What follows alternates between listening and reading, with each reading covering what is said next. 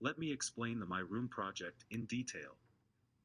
Creating a 3D replica of your room is one of the most fun projects you can do. The end product will be a 3D printed model of your room. So details matter. Create a page on your portfolio for My Room 3D project. Take pictures of at least the 4 sides of your room while standing in the middle of the room.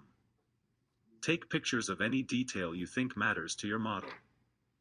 Measure and write down the measurements of the width and height of the walls. Measure and write down the measurements of the width and height of the details in the room.